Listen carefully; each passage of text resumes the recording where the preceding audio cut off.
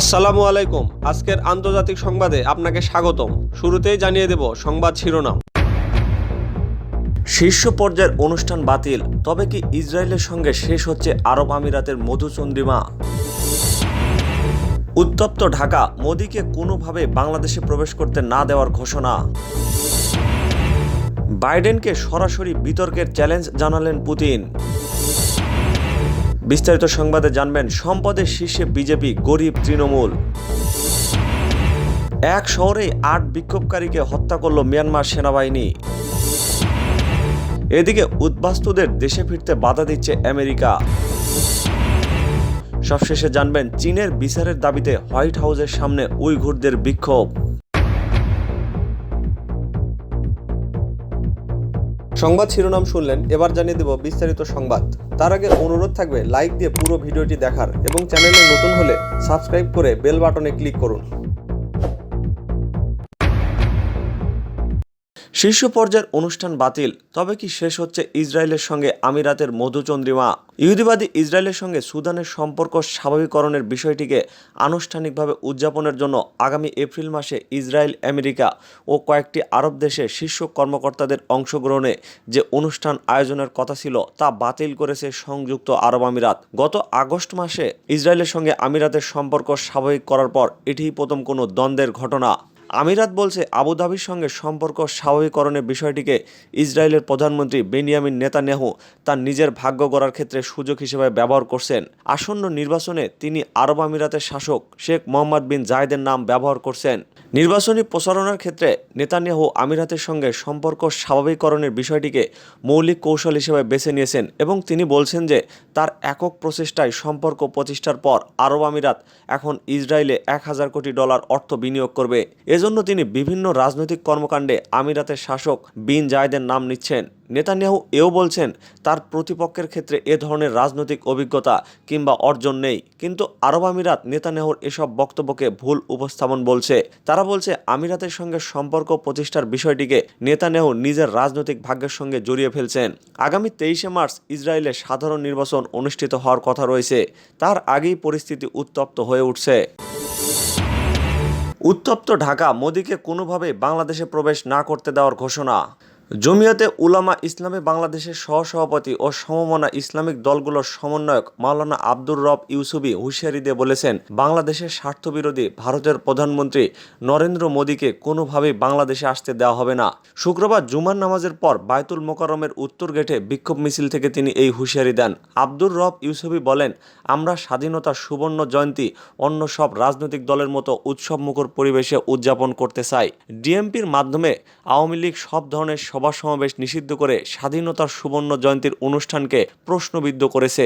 অনুষ্ঠানে বিদেশি অনেক অতিথি আসবেন, আমরা তাদের স্বাগত জানাই, কারণ এটা আমাদের মর্যাদার বিষয়।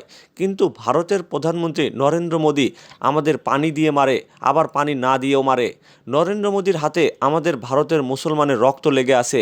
তিনি আরও বলেন, এই নরেন্দ্র মোদী বাংলাদেশের স্বাধীনতার সার্বভৌমের দুশ্মন। সে সীমান্তে আমাদের ভাইদের অহরহ হত্যা করছে। সেই নরেন্দ্র মোদীকে আমরা আমাদের স্বাধীনতার সুবর্ণ জয়ন্তীতে স্বাগত জানাতে পারি না। আমরা পরিষ্কার বলে দিচ্ছি, এই দেশের 18 কোটি মানুষ তোমাকে চায় না। সরকারের উদ্দেশ্যে আব্দুর রব ইউসুফী বলেন, এমনিই জনগণ থেকে বিচ্ছিন্ন হয়ে আসেন, এখন নরেন্দ্র মোদীকে সুবর্ণ জয়ন্তীতে আসতে দিয়ে তল্পিতল্পা গুছিয়ে নেওয়ার চেষ্টা করবেন না। আমরা যে কোনো সময় স্বল্প সময়ে কর্মসূচি ঘোষণা করতে পারি। এই কর্মসূচি সফল করার জন্য তিনি দেশবাসীকে আহ্বান জানান। আমরা যদি কোনো নোটিশ দিতে না পারি তাহলে 26শে মার্চ মোদীর আগমন ঠেকাতে রাস্তায় নেমে পড়বেন। মুসলিম লীগের স্থায়ী কমিটির সদস্য আতিকুল ইসলাম বলেন, সকল অতিথিকে শুভেচ্ছা জানাই, তবে মোদীকে নয়। মোদীর হাতে মুসলিমের রক্তে রঞ্জিত। মোদীর আগমন ঠেকাতে ঝাড়ু মিছিল করব। বিক্ষোভ সমাবেশ শেষে বায়তুল মোকাররমের উত্তর গেট দিয়ে বেরিয়ে জুতা মিছিল বের করেন মোদী বিরোধীরা। মিছিলটি নাইটিঙ্গেল মোড় হয়ে কাকরাইলে গিয়ে পুলিশি বাধায় ফের বায়তুল মোকাররমে ফিরে আসে। বঙ্গবন্ধু শেখ মুজিবুর রহমানের জন্ম শতবার্ষিকী ও স্বাধীনতার সুবর্ণ জয়ন্তী উপলক্ষে আগামী 26শে মার্চ বাংলাদেশে আসবেন নরেন্দ্র মোদী। 27শে মার্চ প্রধানমন্ত্রী শেখ হাসিনার সঙ্গে নরেন্দ্র মোদীর বৈঠক অনুষ্ঠিত হবে। বাইডেনকে সরাসরি বিতর্কে চ্যালেঞ্জ জানালো পুতিন।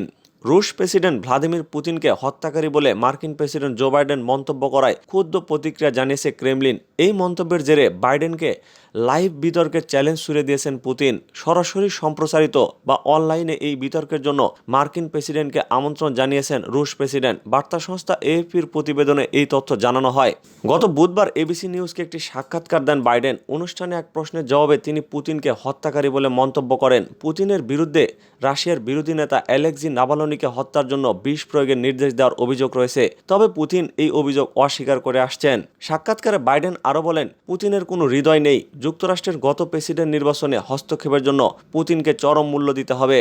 বাইডেনের মন্তব্যকে নজিরবিহীন হিসেবে বর্ণনা করেছে ক্রেমলিন। দুই দেশের মধ্যকার বর্তমান সম্পর্ককে খুবই বাজে বলে ক্রেমলিন অভিহিত করেছে। বাইডেনের মন্তব্যের জেরে ক্রেমলিনের মুখপাত্র দিমিত্রি পেসকভ বৃহস্পতিবার সাংবাদিকদের বলেন, যুক্তরাষ্ট্রের প্রেসিডেন্টের এটা খুবই বাজে মন্তব্য। আগে ইতিহাসে এমন ঘটনা ঘটেনি। বিষয়টি স্পষ্ট যে বাইডেন নিশ্চিতভাবে রাশিয়ার সঙ্গে সম্পর্কের উন্নতি চান না।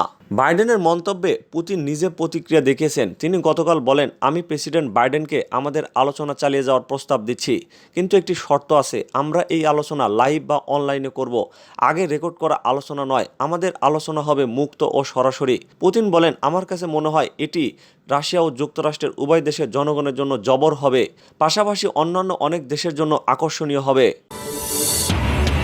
সম্পদের শীর্ষে বিজেপি, গরিব তৃণমূল। গত লোকসভা ভোটের ঠিক আগের বছর বিজেপির সম্পত্তির পরিমাণ ছিল দ্বিতীয় স্থানে থাকা কংগ্রেসের 3 গুণেরও বেশি। জাতীয় রাজনৈতিক দলগুলির মোট সম্পত্তির 54% ছিল তাদের দখলে। জাতীয় ও আঞ্চলিক রাজনৈতিক দলগুলির ঘোষিত তথ্য ও আয়কর রিটার্ন বিশ্লেষণ করে বৃহস্পতিবার বেসরকারি সংগঠন এডিআর জানিয়েছে, 2018-19 সালে বিজেপির সম্পত্তি ছিল 2904 কোটি টাকা, কংগ্রেসের 928 কোটি টাকা। তৃতীয় মায়াবতীর বিএসপির ছিল 738 কোটি টাকা। তুলনায় তৃণমূল কংগ্রেসের সম্পত্তি ছিল অনেকটা কম, 210 কোটি টাকা। সেখানে জাতীয় রাজনীতিতে কোণঠাসা এবং পশ্চিমবঙ্গ ত্রিপুরায় ক্ষমতাচ্যুত সিপিএম এর সম্পত্তির অঙ্ক ছিল 510 কোটি টাকা। মুলায়ম অখিলেশ যাদবের এসপি এখনও জাতীয় রাজনৈতিক দলের তকমা পায়নি, কিন্তু আঞ্চলিক দল হয়েও সম্পত্তির নিরিখে জাতীয় দলগুলির সমকক্ষ তারা। তাদের সম্পত্তির মূল্য ছিল প্রায় 572 কোটি টাকা। কংগ্রেস নেতা রাহুল গত কয়েকদিনে বহুবার বলেছেন, বিজেপির সঙ্গে কংগ্রেস বা অন্য দল টাকার জোরে পেরে উঠছে না। অন্য দল 1 টাকা খরচ করলে বিজেপি 10 টাকা করছে। এডিআর এর রিপোর্টেও তার প্রতিফলন। বিজেপির তুলনায় শুধু যে কংগ্রেসের সম্পত্তি কম তা নয়, আলোচ্য বছরে কংগ্রেসের দেনা ও বকেয়া ছিল 78 কোটি টাকার বেশি। বিজেপির ঝুলিতে জাতীয় রাজনৈতিক দলের অর্ধেকের বেশি সম্পত্তি থাকে, তাহলে দলগুলির মোট দেনা ও বকেয়ার অর্ধেকের বেশি আবার কংগ্রেসের ঘাড়ে। বিজেপির দেনা মোট 37 কোটি টাকা, তৃণমূলের ছিল 10 কোটি টাকা। উল্লেখ্য, দেনা বকেয়া বাদে বিজেপির তহবিলের মোট পরিমাণ ছিল 2866 কোটি টাকা, কংগ্রেসের 850 কোটি টাকা এবং তৃণমূলের প্রায় 199 কোটি টাকা। এক শহরে 8 বিক্ষোভকারীকে গুলি করে হত্যা করেছে মিয়ানমার সেনাবাহিনী। মিয়ানমারের মধ্যাঞ্চলীয় শহর ওয়াংবানে অভ্যুত্থান বিরোধীদের সঙ্গে নিরাপত্তা বাহিনীর সংঘর্ষে 8 বিক্ষোভকারী নিহত হয়েছে। দেশটির শেষকৃত্য ব্যবস্থাপনা কর্তৃপক্ষের বরাত দিয়ে ব্রিটিশ বার্তা সংস্থা রয়টার্স এই তথ্য নিশ্চিত করেছে। এদিকে নিউজ পোর্টাল মিয়ানমার নাও জানিয়েছে, শুক্রবার সংঘাতের সময় নিরাপত্তা বাহিনী গুলিবর্ষণ শুরু করলে তাদের মৃত্যু হয়। মিয়ানমারের সামরিক অভ্যুত্থান শুরু থেকেই দেশটির জনগণের প্রতিরোধের মুখে পড়েছে। ব্যাপক দমনপীড়ন ও নিরাপত্তা বাহিনীর হত্যাযজ্ঞ উপেক্ষা করে রাস্তায় নামছে মানুষ। প্রতিদিন বাড়ছে হতাহতের সংখ্যা। Advocacy group of assistant association for political prisoners বা এএপিপি জানিয়েছে, 1 ফেব্রুয়ারি অভ্যুত্থানের পর থেকে গতকাল পর্যন্ত দেশটিতে অন্তত 224 জন নিহত হয়েছে।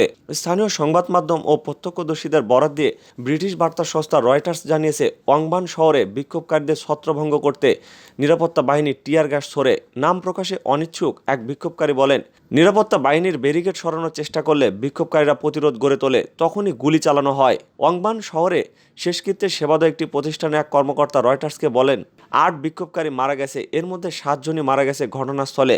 অন্যজন কাছের কালাউ শহরের হাসপাতালে নেওয়ার পর মৃত্যু হয়। উদ্বাস্তুদের দেশে ফিরতে বাধা দিচ্ছে আমেরিকা। রাশিয়া ও সিরিয়া বলছে, বিদেশি মদতপুষ্ট ভাড়াটে সন্ত্রাসীদের অর্থ সরবরাহ এবং সিরিয়ার অভ্যন্তরে গোলযোগ সৃষ্টি করে উদ্বাস্তু হওয়া সিরীয় নাগরিকদের দেশে ফিরতে বাধা সৃষ্টি করছে আমেরিকা। গতকাল সিরীয় উদ্বাস্তু ফেরত আনা বিষয়ক সিরিয়া ও রাশিয়ার যৌথ কমিটি এক বিবৃতিতে এই অভিযোগ করেছে। বিবৃতিতে বলা হয়েছে, উদ্বাস্তুদের ফেরার বিষয়ে আমেরিকা ও তার মিত্ররা অব্যাহতভাবে বাধা সৃষ্টি করে যাচ্ছে। গত বছরের জুন মাসে আমেরিকা সিরিয়ার উপর যে নিষেধাজ্ঞা আরোপ করেছে তার নিন্দা জানানো হয়েছে যৌথ বিবৃতিতে। এই নিষেধাজ্ঞাকে আন্তর্জাতিক আইনের সরাসরি লঙ্ঘন বলে উল্লেখ করা হয়। নিষেধাজ্ঞা আরোপের পর সিরিয়া সরকার বলেছিল আরবে দেশটিতে স্থিতিশীলতা ফিরতে দিতে চায় না আমেরিকা, এজন্য তারা রাজনৈতিক ও অর্থনৈতিক চাপ সৃষ্টি সহ নানা রকম অস্ত্র ব্যবহার করছে। আন্তর্জাতিক প্রতিষ্ঠান ও সংস্থাগুলো নিষেধাজ্ঞার বিষয়ে অন্ধের ভূমিকা পালন করছে। চীনের বিচারের দাবিতে হোয়াইট হাউসের সামনে উইঘুরদের বিক্ষোভ। বাইডেন প্রশাসনের সঙ্গে প্রথমবারের মতো চীনা শীর্ষ কর্মকর্তাদের বৈঠককে কেন্দ্র করে হোয়াইট হাউসের সামনে জড়ো হয়েছেন তিব্বতী, উইঘুর সম্প্রদায় ও হংকংয়ের নির্যাতিত জনগণের প্রায় কয়েকশো প্রতিনিধি। এ সময় চীনের বিরুদ্ধে নানান স্লোগান দেন তারা। এই খবর প্রকাশ করেছে thegenevaDaily.com। গতকাল যুক্তরাষ্ট্রের আলাস্কায় অনুষ্ঠিত হয়েছে উভয় দেশের উচ্চ পর্যায়ের বৈঠকটি, যা আজও হবে। তার আগেই বুধবার হোয়াইট হাউসের সামনে জড়ো হন বিক্ষোভকারীরা। তারা মার্কিন পররাষ্ট্রমন্ত্রী অ্যান্টনি ব্লিংকেনের প্রতি আহ্বান জানিয়ে বলেন, চীনে ধর্মীয় ও অন্যান্য বাক স্বাধীনতা দমনের অপরাধে চীনা প্রতিনিধিদের উপর যেন চাপ প্রয়োগ করা হয়। তুরসেনে জিয়াউদুন নামের এক নির্যাতিত উইঘুর নারী তার ভয়ঙ্কর অভিজ্ঞতার বর্ণনা দিয়ে বলেন, তারা প্রথমে আমার শরীরে থাকা কাপড় ছিনিয়ে নেয়, এরপর আমার কানের দুল ছিঁড়ে ফেলে, এরপর কান থেকে রক্ত বের হতে থাকে। পরের ঘটনাগুলো আরও ভয়ঙ্কর। টানা 9 মাস ধরে আমাকে দলবদ্ধভাবে ধর্ষণ করা হয় এবং পশুর মতো নির্যাতন চালিয়েছে তারা। আমি খুবই সৌভাগ্যবতী, কারণ আমার স্বামী আমাকে সেখান থেকে রক্ষা করে এনেছে। ক্যাম্পে থাকা অন্যান্যরা এখনও অত্যাচারের শিকার হচ্ছে। তাদের দ্বারা জোরপূর্বক শ্রম খাটানো হয়। যৌন নির্যাতন ও ধর্ষণ নিয়মিত ঘটনা। তাই আমি চাই চীনের বিরুদ্ধে কঠোর ব্যবস্থা গ্রহণ করা হোক। এদিকে বৃহস্পতিবারের বৈঠকে গণমাধ্যমের সামনে বাকবিতণ্ডায় জড়িয়েছে দুই পক্ষ। চীনা কর্মকর্তারা যুক্তরাষ্ট্রের বিরুদ্ধে অন্য দেশগুলোকে চীনকে আক্রমণ করার প্ররোচনা দেওয়ার অভিযোগ তুলেছেন। আর মার্কিন প্রশাসনের দাবি, চীনারা ক্ষমতা প্রদর্শনের উদ্দেশ্য নিয়েই বৈঠকে হাজির হয়েছেন।